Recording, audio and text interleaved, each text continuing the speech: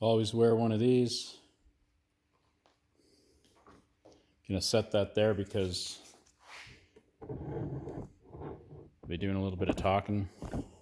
We've got this nice round little edge on the bottom of this door, and all we're gonna use is a Durablock. It's a round block with a piece of 400. We don't got a lot of orange peel. I've already started, and here we've got our CRE321. It's an epoxy primer, but it's a hybrid, and it sands fairly well. And all we're gonna do, now if you run it like so, it's only gonna hit spots and be kind of ditchy. You don't wanna dig a ditch. You wanna keep that nice round. So if you watch the end, you can kind of see I'm sort of curling it a bit, so you don't just, pack all the paper in one spot. Look at that, I've barely touched it. And a lot of the bigger stuff is out. So I don't know if you can see that. This is not a good job for people who have severe arthritis in their hands. Let me see if you can see what I can see.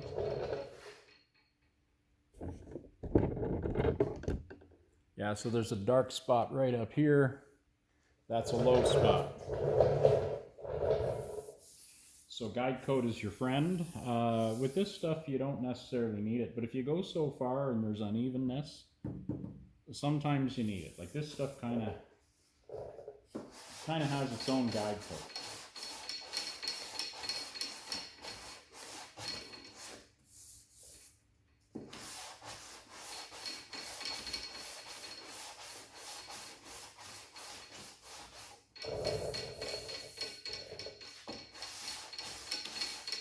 A little low, way up in there.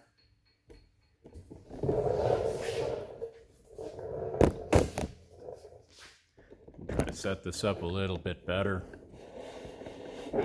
Get a bit of a close-up. And bear with me. Luckily, we're not filming The Godfather or something. We're just playing around with a little bit of primer. So now I think you can kind of get a better view. If you look under here, there was a sag in the primer. And I mean, that could have been a sag in the old bodywork from before, and it's just printing through. It's hard to say, but there's lows. Now you can see on this edge, there's a bit of a dark line. That's because we're going up to the edge, but we're not going over. Once we have the whole thing blocked and it's straight and we're happy, this has been blocked. And when we blocked that, we simply came over, back and forth, both directions, keeping everything on one plane. So now we're gonna fix this. If you hit the line once in a while, whatever, but you don't wanna concentrate on that line. But once we're done, then we're gonna go over the line just to round it off and make sure it ain't lumpy. You also want to put your sand scratch into it. So by twisting it while moving it, we're able to get from the bottom edge right to this edge. And you can see how that's still dark. So, a little bit of control. But if you've never done it, now that you've seen me do it, you'll be able to do it.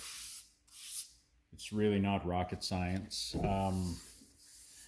The tips and tricks for doing body work, the best thing I can say, you're gonna figure a lot of it out on your own over time. So watch a lot of videos.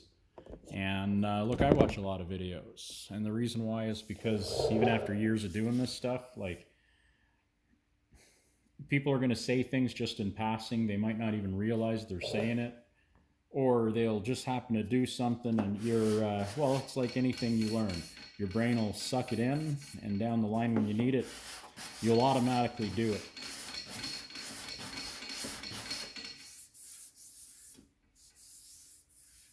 So one thing I noticed, the round edge over here versus here, it's almost sunk in a little bit.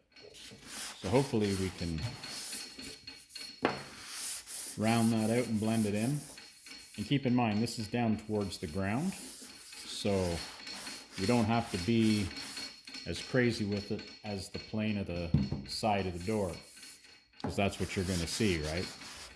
Looking down the side of the car.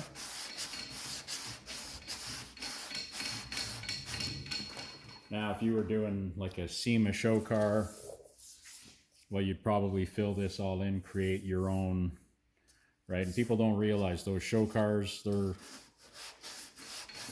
they're made well, but like a lot of them, you know, they sculpt a lot of filler because they're trying to get it absolutely perfect. They're going to take more steps than what you're going to take on your daily driver, or quite frankly, someone else's driver.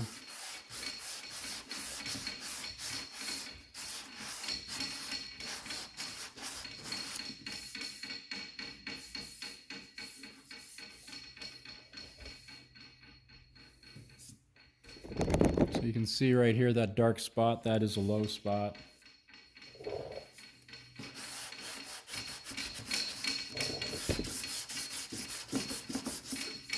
There's a high spot here. You basically just sanded it off. I'm going to go back to two hands, and I'm going to go right across because I want to make sure that we don't have like a little ripple and everything is, you know, it's like it's almost like you're planing it down to one surface.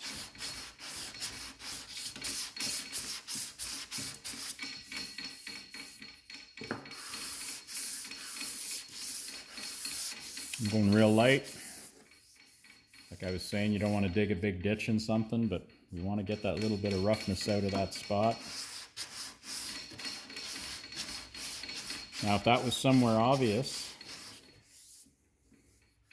we fill that, but I think we can sand that out. So what I'm going to do is I'm going to go that side and take a little more primer away, as I know my primer's real thick. Whoop, sorry about that.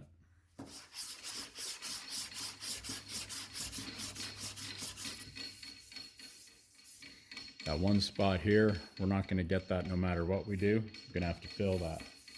Now, it's a pain in the butt to fill something that small, but the way I look at it, there's 2, 3, 4 other places. So there's this place. We'll likely find one other place. I know on the other door, we have a low spot.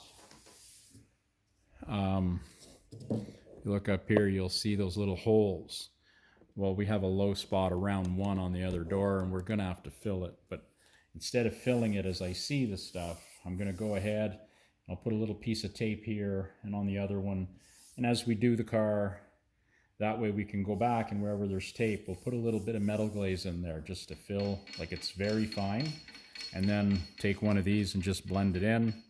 A little bit of sealer and call it a day. Because all this stuff, the CRE321, once you've got this down, and we're using 400, we're not blocking this real heavy because we don't have to. And the idea is, when we're done, other than the few spots that need a bit of sealer, this is going to be paint ready. There's not much there. And again, if this was somewhere, can you see that? I believe you can see right in here, there's a dark spot.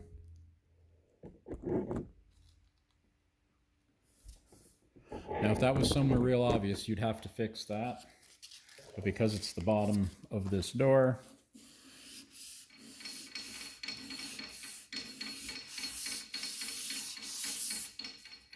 so I counted 3 and then 4 and went across. So that's not enough to misshape the door. And as you saw, I went wider and wider and wider. So it'll blend right in.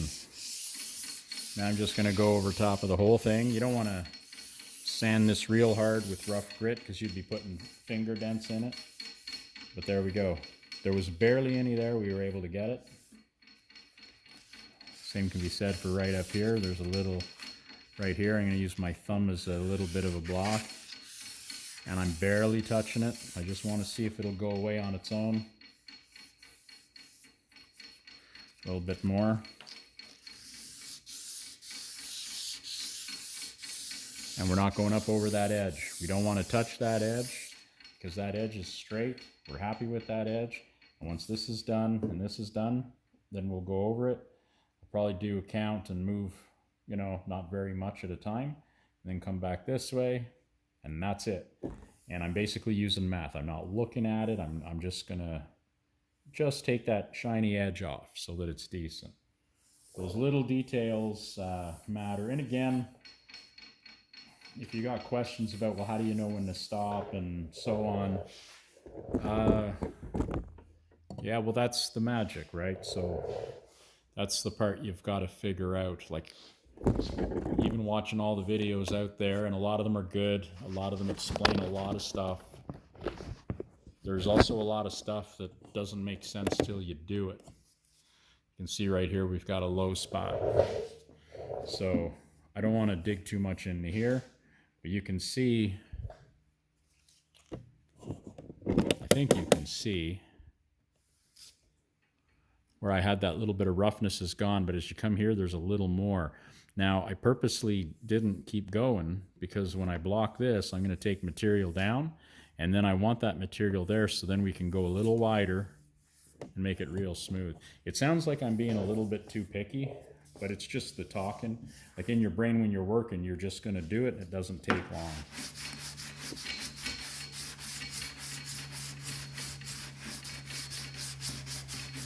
So I'll accidentally take this away, which most of it's gone, just by working here and here and going, you know, through the whole thing with fairly even pressure. And again, we're not going to take so much off that we're going to ruin anything because we're 400 grit.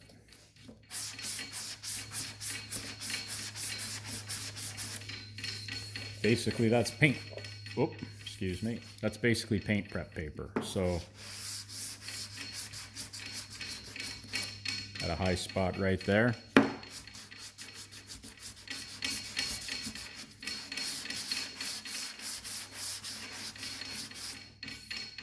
There we go.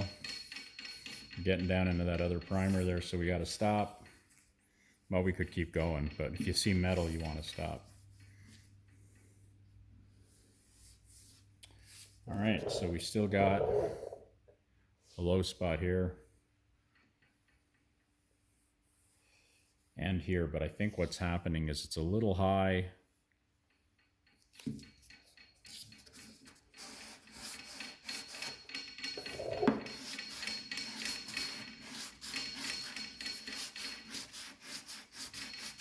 So I'm coming back further to take material away.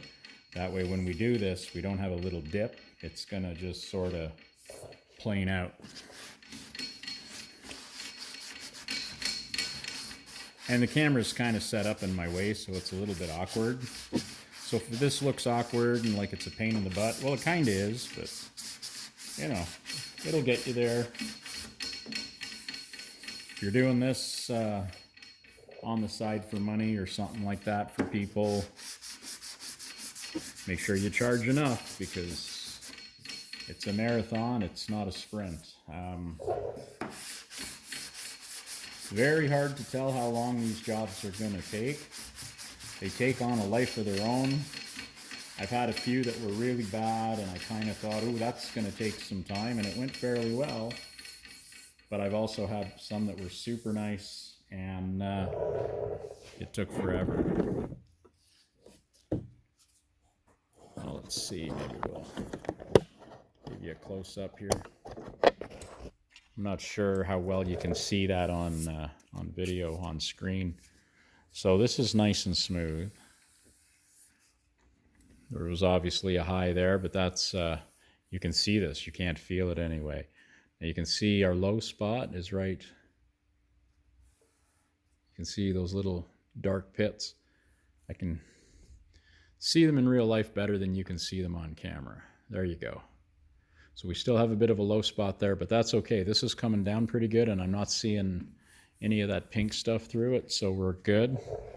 And of course, when you come out here, we didn't do it all. Now, before I try to get this dressed real nice, I'm going to come from this edge and clean this up, and as we take the material off, we'll slowly work into here, and that'll all become one plane. So you don't want to, ooh, it's really bad, like right here and right here. Well, you don't want to just concentrate here, because you're going to dig. Now, I'm using 400. We're not going to do any major damage doing what I'm doing. But it's just good to have the same practice in how you do everything you do, whether it be rough or smooth. So with the rough, some guys don't care, and then they deal with it later and they do a bunch of body work over their primer. I find when I get to this stage where I have all this primer, like you can see that whole car's been high build primed. When this is sanded to 400, it's technically paint ready. So we'll seal any little spots, you know, give them a light scuff, and then this car is paint ready. So you want to kind of go as far as you can to make sure all the planes are decent. Now this car, I guess, is what we would call like a high-end driver. It's not being built to go to shows, it's being built to drive. But he does have a pretty good budget. Now that being said, these days you want to have a pretty good budget no matter what, because everything is expensive. The products are expensive, the paper's expensive. We're using 400 grit. Now this particular stuff is the sticky back, comes off a roll, and it is from Amazon. It's Duragold. And I gotta say, it's half decent. It's not the best. Now if I'm comparing it to 3M or say Norton, I use a lot of that Norton. The Norton Gold is my favorite.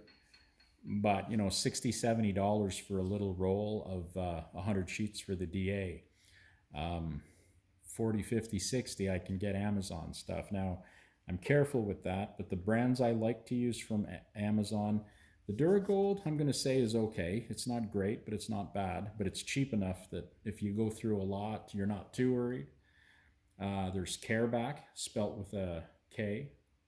And then there's PowerTech.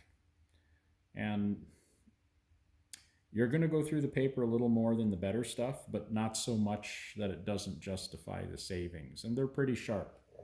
So, you know, now there's a whole bunch of other sandpapers. And if you know of any, throw them in the comments if you think they're good. That's just the Duragold I've just tried now, and it seems to be okay. I've tried some other brands in the past that I didn't like, and but they weren't from Amazon, although they could be on there. There was a brand I used to use called Sandmite or Sunmite, and it's kind of a brown gold like the Duragold is here. Of course, the higher the grits get, it becomes yellow, but with the Sunmite it doesn't, it just stays brown. It's very sharp and it cuts really good right off the roll. The Sunmite, that is. But I found I was going through so much paper. It was half the price, but I was using 3 times as much. So technically, it ends up being more expensive. So if I try something and it seems to work okay, I'll let you know. And that's why I said the Duragold is so-so. The Careback, especially on these, is really good. And then I found for the DA, the PowerTech I've really liked. It might be really close to the Norton quality. I mean, I don't know if it is or not, but it seems to last, and it doesn't, I'm not burning through it too quick. I mean, at the end of the day, there's no cheap budget work in this. You're gonna burn through material. You know, it's called consumables for a reason. So keep that in mind. Sometimes I'll take this and give it a rub. Now, I sand this way, so I rub it this way not to take that cut off. Truth is, though, this is starting to get a little bit dull. And I've used, well, I'll use one strip on this just to do the bottom of this one door. So it is what it is. People go, yeah, but if it was better, you could use it longer. Well, that's true. The purple Cubitron paper might be like that. Now the other thing you got to think, if it seems like I'm using it fast, if we're using like a G2 feather fill or any of those, you know, what they call the other high build primers, right? They're softer, they don't plug up the paper as much. Like the epoxies, even though this is a hybrid and it's sandable, like it's eating paper. You can see here where it's good and here where it's full. Now I tried a trick that I just saw where you do this with a microfiber cloth, but I don't know, I find it doesn't really take it out. But if you're using those other primers, the softer primers, what is it, the poly, whatever they are, it does kind of work. But with the epoxy ones, you probably noticed we're not making a whole ton of dust either off this stuff. But I'd recommend, you know, wear your mask anyway.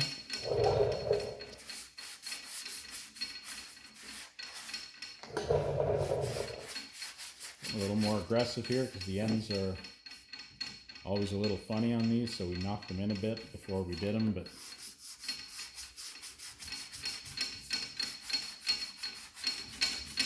and I'm still avoiding that edge there where it's shining because we want to do that at the very end when we're happy with the rest. Yeah, we got a little bit of sag in there, the same as we had at that other end. So we're going to make sure we get that blocked in and round it off.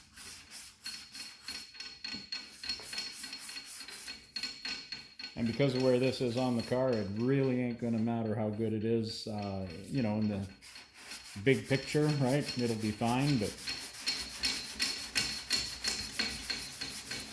once you develop the way you do things, you're going to want to do that everywhere.